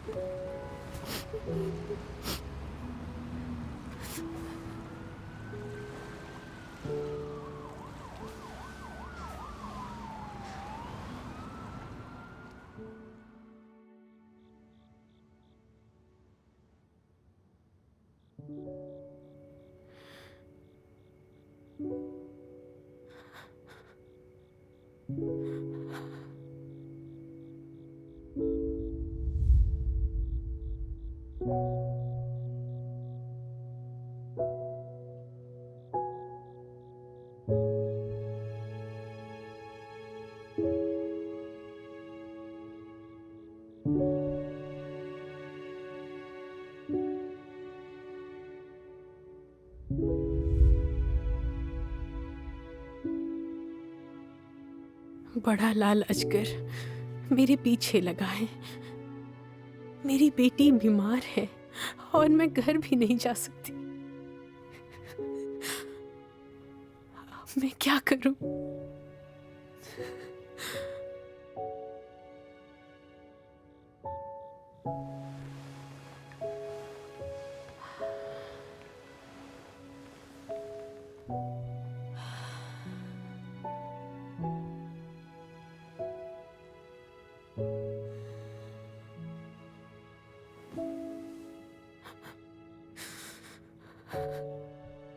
परमेश्वर, मैं मुसीबत में हूँ। अगर उसे कुछ हो गया तो मैं क्या करूंगी?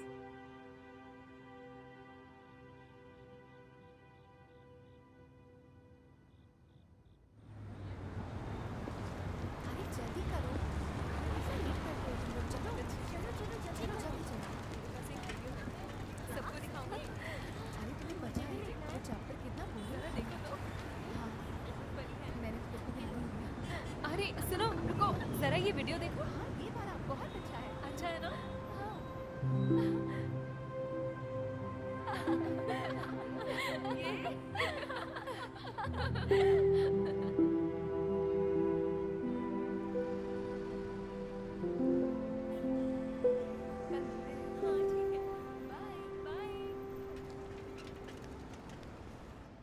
परमेश्वर इन स्थितियों का निर्माण हमें पूर्ण करने और बचाने के लिए करता है। परमेश्वर का धन्यवाद। परमेश्वर का धन्यवाद। सुनिए बहन लियांग, कुछ हुआ है क्या? नहीं, मैं ठीक हूँ।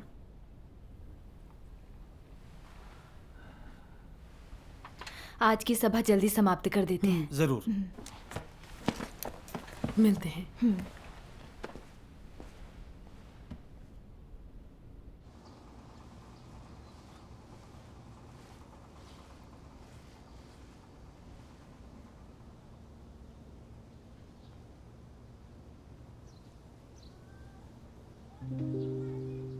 मैंने परमेश्वर के लिए अपने परिवार को त्याग दिया। उसे हमारी रक्षा करनी चाहिए। फिर मेरी बेटी को कैंसर कैसे हो गया? क्या परमेश्वर मेरी परीक्षा ले रहा है?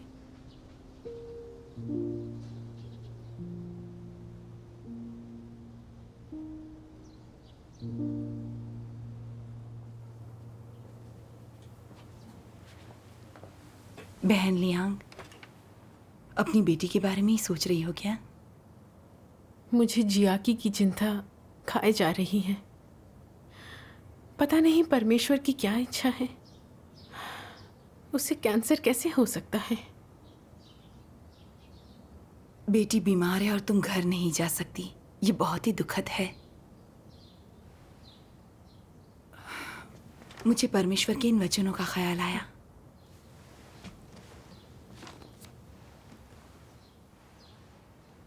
परीक्षणों से गुजरते हुए लोगों का कमजोर होना या उनके भीतर नकारात्मकता आना या परमेश्वर की इच्छा पर या अभ्यास के लिए उनके मार्ग पर स्पष्टता का अभाव होना स्वाभाविक है। परंतु हर हालत में अय्यूब की ही तरह तुम्हें परमेश्वर के कार्य पर भरोसा अवश्य होना चाहिए और परमेश्वर को नकारना नहीं चाहिए।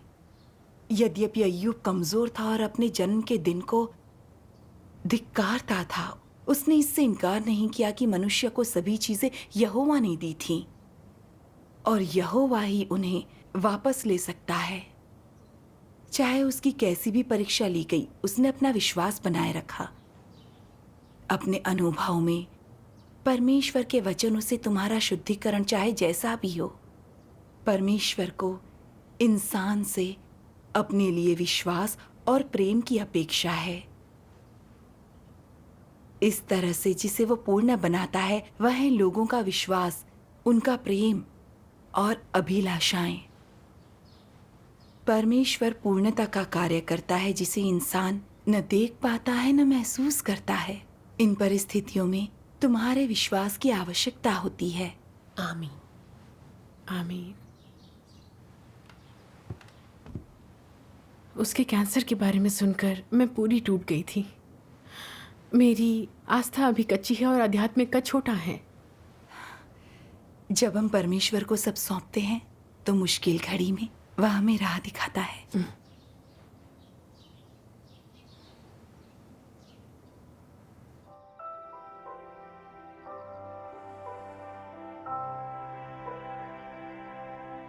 जब तुम कष्ट सहते हो देखी नहीं सोचनी चाहिए,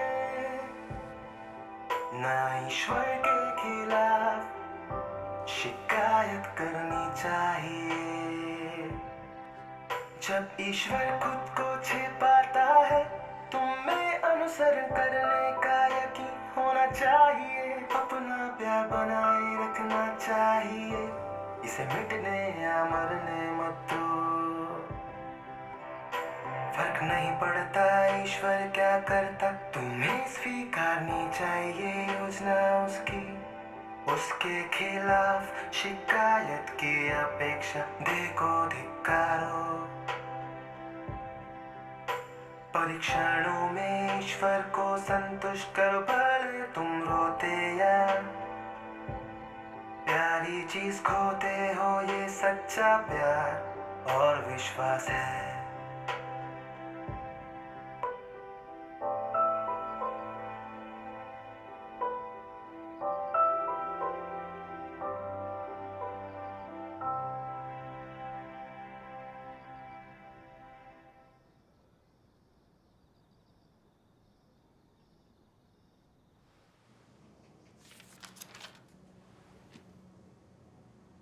बहुत से लोग केवल इसलिए मुझ पर विश्वास करते हैं कि मैं उनको चंगा कर सकता हूं।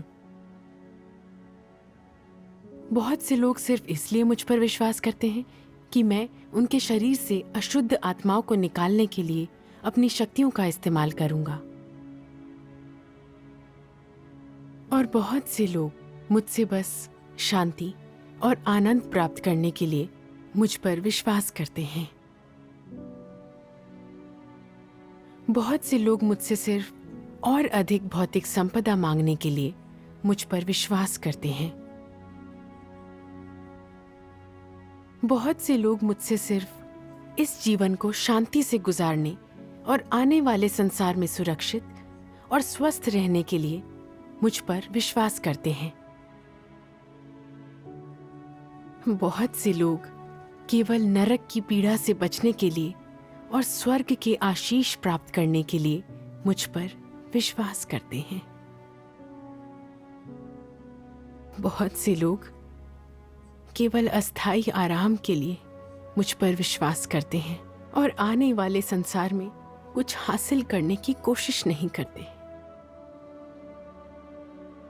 जब मैंने अपना क्रोध नीचे मनुष्यों पर उतारा और उसका सारा आनंद और शांति छीन ली, तो मनुष्य संदिग्ध हो गया।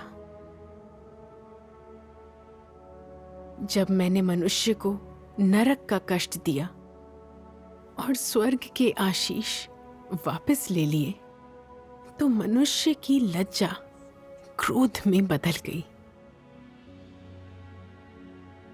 जब मनुष्य ने मुझसे खुद को चंगा करने के लिए कहा, तो मैंने उस पर ध्यान नहीं दिया और उसके प्रति घृणा महसूस की। मनुष्य मुझे छोड़कर बुरी दवाइयों तथा जादू टोने की मदद खोजने लगा। इंसान ने मुझसे जो कुछ मांगा वह सब जब मैंने वापस ले लिया, तो सब लोग गायब हो गए। इसलिए मैं कहता हूं कि मनुष्य मुझ पर इसलिए विश्वास करता है क्योंकि मैं बहुत अनुग्रह देता हूं और प्राप्त करने के लिए और भी बहुत कुछ है।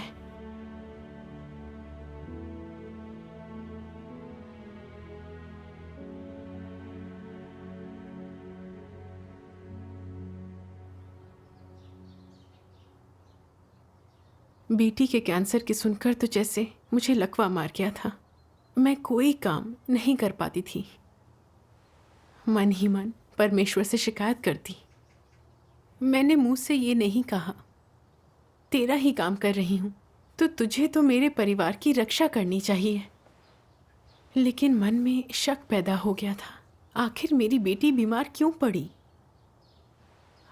मुझे एहसास हुआ कि शिकायतों का मतलब है कि मैं परमेश्वर का विद्रोह कर रही थी। तो मैं समझी मेरा सारा काम और त्याग दूषित है और मैं आशीष पाने की कामना से ग्रसित थी। बेटी को कैंसर ना हुआ होता तो मुझे लगता कि मैं बहुत अच्छा कर रही हूँ। परीक्षण ने मुझे पूरी तरह से उजागर कर दिया। परमेश्वर के प्रति मेरा प्रेम और समर्पण कहाँ है? मैं अनुचित और विवेक शून्य हूँ, इंसान कहलाने लायक नहीं हूँ। अपनी बेटी की बीमारी से तुमने सबक लिया है, यह अच्छी बात है। यह परमेश्वर का आशीष है। हाँ। मुझे परमेश्वर के यह वचन याद आए। परमेश्वर में अपने विश्वास में लोग भविष्य के लिए आशीर्वाद पाने की खोज करते हैं। यह आस्था में उनका लक्ष्य होता है। सभी लोगों की यही अभिलाषा होती है, लेकिन उनकी प्रकृति के भ्रष्टाचार का हल परीक्षण के माध्यम से किया जाना चाहिए। इंसान के जो जो आयाम अशुद्ध हैं, उनका पूरी तरह से शोधन किया जाना चाहिए। यह परमेश्वर की व्यवस्था है। परमेश्वर एक वातावरण बनाकर परिष्कृत होने के लिए बाध्य करता है, जिससे तुम अपने खुद के भ्रष्टाचार को जान जाओ। अंततः तुम उस बिंदु पर पहुंच जाते हो जहां तुम मरना, इच्छाओं को छोड़ना, उसके शासन का पालन करना चाहते हो। इसलिए अगर लोगों में बरसों का शुद्धिकरण नहीं है या कष्ट नहीं सहे हैं, तो वे अपनी सोच और हृदय में दैहिक भ्रष्टाचार के बंधन से मुक्त नहीं हो पाएंगे। जिन भी पहलुओं में तुम अभी तक शैतान के बंधन में हो, जिन भी पहलुओं में अभी तक तुम्हारी इच्छाएं और अपेक्षाएं हैं, यही वह पहलू हैं जिनमें तुम्हें कष्ट उठाना होगा। केवल दुख से ही सबक सीखा जा सकता है, जिसका अर्थ है सत्य पाना और परमेश्वर की इच्छा समझ पाना। वास्तव में कई सत्यों को कष्टदायक परीक्षणों के अनुभव से समझा जाता है। कोई भी व्यक्ति आरामदायक परिवेश या अनुकूल परिस्थिति में परमेश्वर की इच्छा नहीं समझ सकता, उसकी सर्वशक्तिमत्ता और बुद्धि को पहचान या उसके धार्मिक स्वभाव को समझ नहीं सकता। यह असंभव होगा। आमीन। आमीन। परमेश्वर के वचन एकदम स्पष्ट हैं और इंसान को बचाने का उसका कार्य भी व्यवहारिक है। जी हाँ। हाँ, पहले मैं अपनी आस्था के लिए बहुत मेहनत और त्याग करती थी, तो मुझे लगता था कि मैं परमेश्वर के प्रति बहुत समर्पित हूँ। लेकिन जब बड़े लाल अजगर के कारण मुझे भागना पड़ा, तो मैं शिकायतें करने लगी। तब मुझे एहसास हुआ कि मेरे अंदर परमेश्वर के प्रति कोई भक्ति और समर्पण नहीं है। मैं सिर्फ आशीष के लिए अनुसरण करती थी, कष्ट के लिए तैयार नहीं थी। इसके पीछे भ्रष्टता और व्यर्थ की इच्छाएं थीं, और उनका शुद्धिकरण केवल न्याय और ताड़ना से ही संभव था। हाँ। अगर मैं उनसे न गुजरी होती तो कभी अपना असली आकलन न कर पाती। राज्य के आशीषों पर ही हमेशा विचार करती रहती। यह विवेकहीनता होती। उस अनुभव से मैंने सीखा कि जीवन में आगे बढ़ने के लिए कष्ट और मुश्किलें कितनी लाभकारी हैं। ये तो सच है। मेरी बेटी के जरिए परमेश्वर मेरी परीक्षा लेकर मुझे उजागर कर रहा है, और ये मेरे उद्धार के लिए ही है। ये उसका प्रेम है और मैं परमेश्वर की आभारी हूँ। आमीन। परमेश्वर के वचनों को पढ़कर मुझे बहुत प्रेरणा मिलती है। इन पर नजर डालते हैं। लाओ मैं पढ़ती हूँ। अय्यूब ने परमेश्वर से किसी लेन देन की बात नहीं की और परमेश्वर से कोई याचना या कोई मांग नहीं की। सभी चीज़ों पर शासन करने के परमेश्वर के सामर्थ्य और अधिकार के कारण उसके नाम की स्तुति की। उसकी स्तुति अपने आशीषों या दुखों पर निर्भर नहीं थी। वह मानता था कि इंसान परमेश्वर से चाहे आशीष पाए या दुख, परमेश्वर के सामर्थ्य और उसका अधिकार कभी नहीं बदलेगा। और इस प्रकार व्यक्ति की परिस्थितियां चाहे जो हों, परमेश्वर के नाम की स्तुति की जानी चाहिए। मनुष्य को धन्य परमेश्वर की संप्रभुता के कारण किया जाता है, और वह कष्ट भी उसकी संप्रभुता के कारण ही पाता है। परमेश्वर का सामर्थ्य और अधिकार इंसान की सभी चीजों पर शासन करता है। मनुष्य की नियति के उतार चढ़ाव परमेश्वर के सामर्थ्य और अधिकार को दर्शाते हैं। और जिसका चाहे जो दृष्टिकोण हो, परमेश्वर के नाम की स्तुति की जानी चाहिए। आमीन। अय्यूब ने अपने जीवन में यही अनुभव किया और जाना।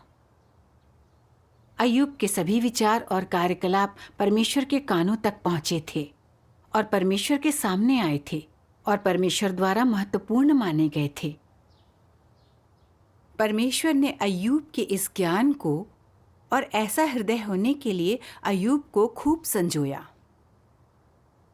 इस हृदय ने हर समय हर जगह परमेश्वर के आदेश की प्रतीक्षा की और खुद पर आने वाली हर एक चीज का स्वागत भी किया। अय्यूब ने परमेश्वर से कोई मांगे नहीं की। उसने स्वयं अपने से जो मांगा वह यह था कि परमेश्वर की सभी व्यवस्थाओं की प्रतीक्षा करे, स्वीकारे और आज्ञा पालन करे। अय्यूब इसे अपना कर्तव्य मानता था और यह वही था जो परमेश्वर अय्यूब से चाहता था, क्योंकि अय्यूब का हृदय शुद्ध था और परमेश्वर से छिपा हुआ नहीं था और उसकी मानवता ईमानदार और दयालु थी। उसे न्याय और सकारात्मक चीजों से प्रेम था। केवल इस प्रकार का व्यक्ति ही ऐसे हृदय और मानवता वाला परमेश्वर के मार्ग का अनुसरण कर सकता और परमेश्वर का भय मानने और बुराई से दूर रहने में सक्षम था। ऐसा व्यक्ति उसकी संप्रभुता देख सकता था, उसका अधिकार और सामर्थ्य देख सकता था, उसकी व्यवस्थाओं के प्रति आज्ञाकारी हो सकता था। ऐसा व्यक्ति ही परमेश्वर के नाम की सच्ची स्तुति कर सकता था, क्योंकि वह जानता था कि सब कुछ परमेश्वर के हाथ में है। उसे आशीष या आपदाओं की चिंता नहीं थी। उसे पता था मनुष्य की चिंता मूर्खता, अज्ञानता, तर्कहीनता की निशानी है और सभी चीजों के ऊपर परमेश्वर की संप्रभुता के तथ्य के प्रति संदेह का और परमेश्वर का भय न मानने का संकेत है। अय्यूब का ज्ञान ठीक वही था जो परमेश्वर चाहता था। आमीन। आमीन। अय्यूब की आस्था अटूट थी। वह अच्छी तरह समझ गया था कि उसे मेहनत से जो कुछ भी मिला है वह परमेश्वर ने दिया है। इसीलिए वह कह पाया कि परमेश्वर देता है, परमेश्वर ही लेता है और प्रभु का नाम ही धन्य है। अय्यूब से तो मेरी कोई तुलना नहीं है। क्या मेरी बेटी का कैंसर परमेश्वर की अनुमति से नहीं हुआ? मुझे इस बात का अंदाजा क्यों नहीं था कि इसमें परमेश्वर की ही इच्छा निहित है। मेरी आस्था पक्की नहीं है। अब प्रार्थना और परमेश्वर के वचनों के पाठ के जरिए मैं उसकी इच्छा को समझ गई कि मेरी बेटी की नियति परमेश्वर के हाथ में है। सर्जरी चाहे जैसी भी रहे, लेकिन मैं उसकी व्यवस्थाओं का पालन करूंगी, अपना काम करूंगी और उसके प्रेम का प्रतिदान दूंगी। परमेश्वर का धन्यवाद। परमेश्वर का धन्यवाद।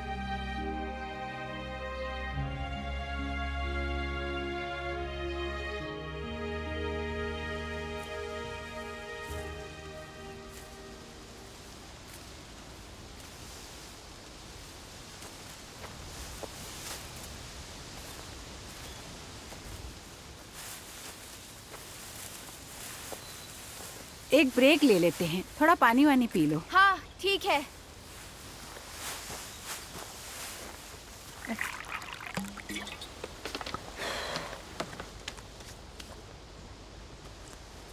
तुम्हारे घर से चिट्ठी आई है, सोचा शायद जरूरी हो तो यहीं ले आई। हाँ ठीक है।